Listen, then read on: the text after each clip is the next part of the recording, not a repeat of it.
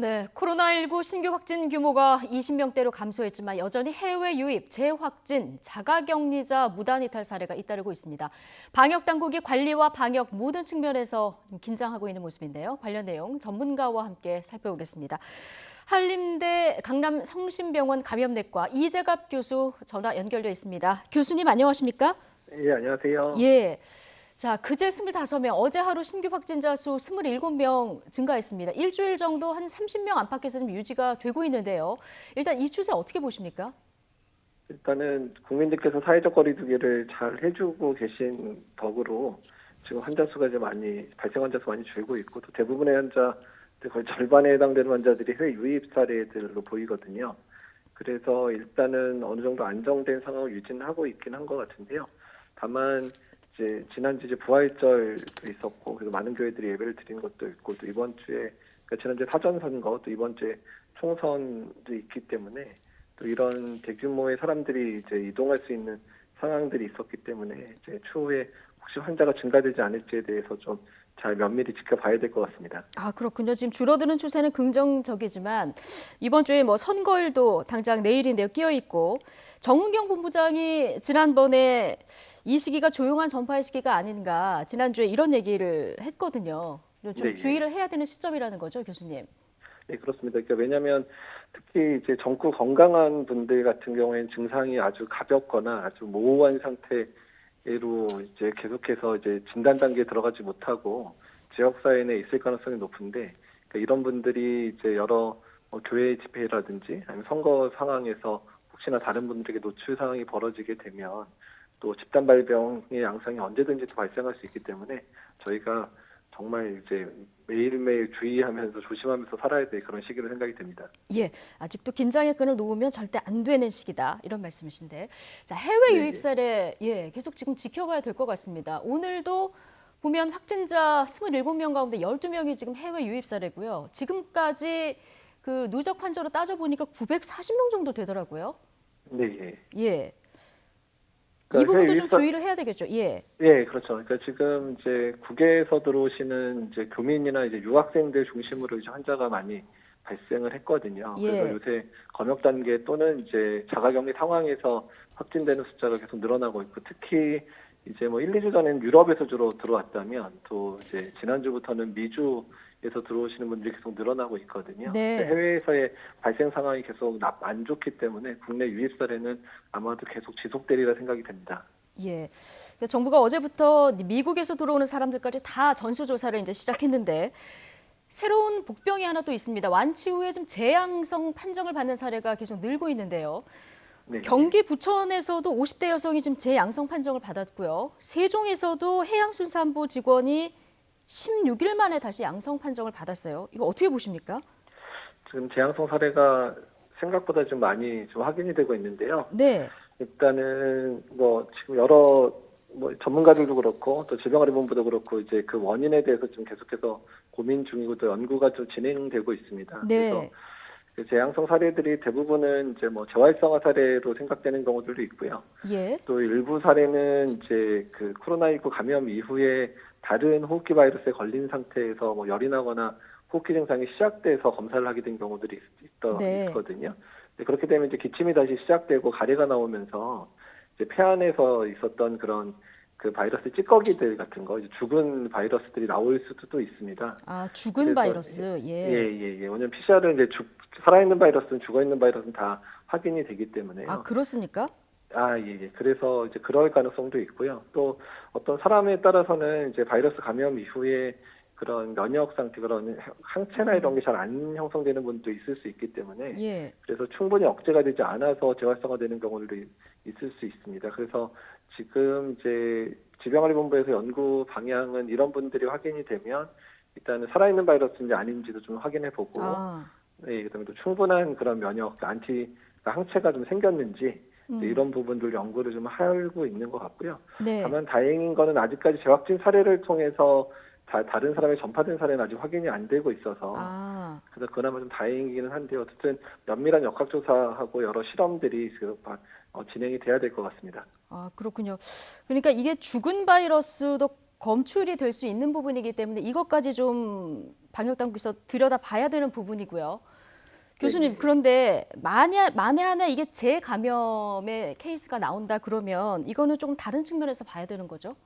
그렇죠. 이제 재감염이라고 만약 한다면 감염된 분들이 충분히 그런 면역력을 획득하지 못해서 다시 걸린다는 의미가 될 수 있기 때문에 예. 그렇게 되면 상당히 이제 저희가 고민을 해야 되는 부분이거든요. 감염돼서 또 걸릴 수 있다. 근데 지금까지 나온 분들이 이제 그 재양성으로 판정받을 때까지 뭐 길어야 한 3주 정도 이내거든요. 네. 근데 그 사이에 역학조사 내용을 보다 보면 그런 확진자랑 접촉했던 이력이 확인되지는 않아요. 퇴원한 이후에는요. 예. 예, 그렇기 때문에 아마도 재감염으로 보기엔 너무 기간이 짧고요. 그래서 일단은 재활성화 또는 아니면 이제 검체 채취 과정에서 이제 죽은 바이러스가 검출됐을 가능성이 높아 보이기는 합니다.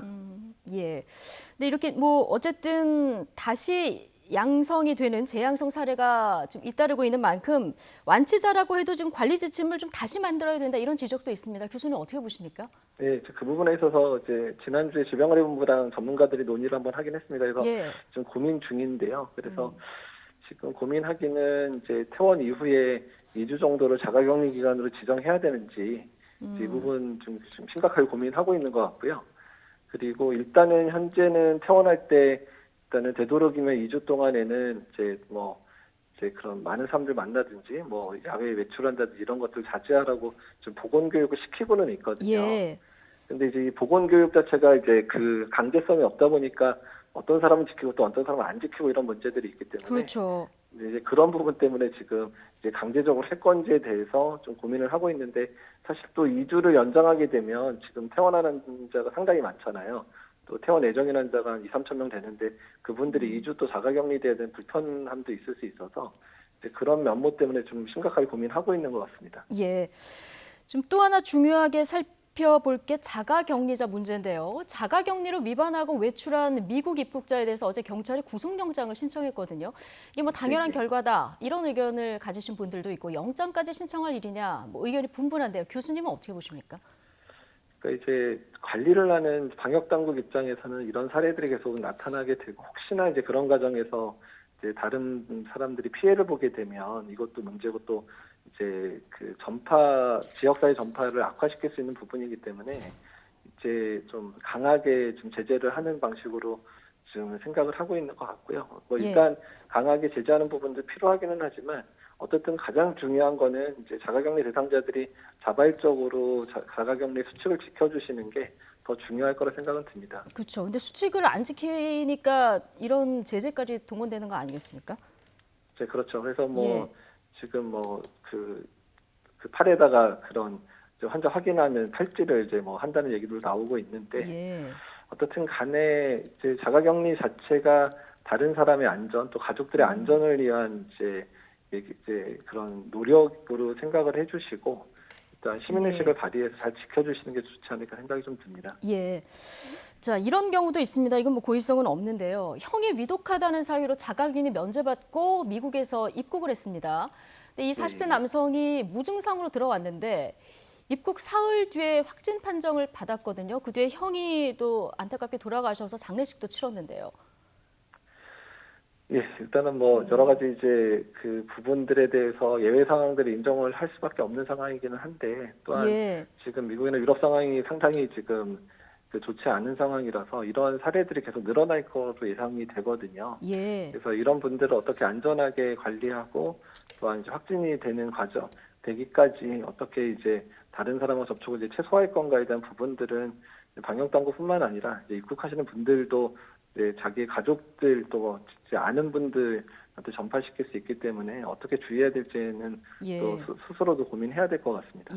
지금 역학조사 진행 중이긴 한데 교수님 다행히인지 모르겠습니다만은 이 40대 남성이 장례식 치르면서 마스크는 썼다고 해요. 그러면 접촉한 사람들 감염 위험성은 좀 떨어지는 겁니까? 이제 되게 이번 코로나19 상황도 그렇고 메르스 때도 그렇고요. 그 증상이 없더라도 증상이 있든 없든 그 확진자가 마스크를 썼을 상황에서는 대부분 이제 다른 분한테 전파 상황은 거의 발생하지 않았거든요. 그래서 마스크 써주신 것만으로 다행으로 생각이 됩니다. 예, 알겠습니다. 자, 그리고 지금 이번 주 일요일이면 고강도 사회적 거리두기 기간이 곧 끝납니다. 정부가 이거 끝나면 이걸 연장을 할지 아니면 생활 방역으로 전환을 할지 결정을 하는데 이제 국민 전문가 의견을 듣는다고 했거든요. 이재갑 교수님 전문가로서 보시기에는 어떻습니까? 일단 생활방역회의가 이번 주 목요일 날 예정된 걸로 알고 있고요. 예. 아마 그때 이제 보건복지부뿐만 아니라 질병관리본부하고 이제 각 층의 전문가들이 모여서 결정을 할 거로 예상을 하는데요. 다만 이제 좀 이번 주에 좀 여러 가지 위험 요소들이 좀 있었잖아요. 예. 그러니까 뭐 선거도 있고 뭐 부활절도 있고 이런 여러 상황 때문에 환자가 발생을 하게 되면 대부분 일주일에서 열흘 이후쯤에 이제 그 환자가 증가할 수 있거든요. 이런 위험 요인이 발생하고 나서는. 그래서 아마 그게 다음 주에 혹시라도 이번 주에 노출된 분들이 발생할 수 있어서 예. 다음 주 초에 바로 고강도 사회적 거리두기를 중단하기는 상당히 좀 위험한 상황이긴 하거든요. 아, 다음 주에 바로 전환하는 건 좀 위험해 보인다. 예. 왜냐하면 예. 이번 주 안에 좀 그런 요소들이 좀 상당히 많이 있었기 때문에요. 예. 그래서 주말까지 상황들을 지켜봐야 될 것 같기는 한데 적어도 모르겠습니다. 지금 상황에서 그러니까 또 생활방역이라는 그 개념 자체가 아직 명확하게 자리 잡지 않고 네. 국민들이 어떤 건지 잘 모르고 또 공감대를 형성하기에는 좀 많은 설명이 필요하고 또 정부도 준비가 좀 필요해서 예. 조금 더 시간이 필요하지 않을까 생각도 들거든요. 이거 생활방역의 준비 측면에 있어서도. 네.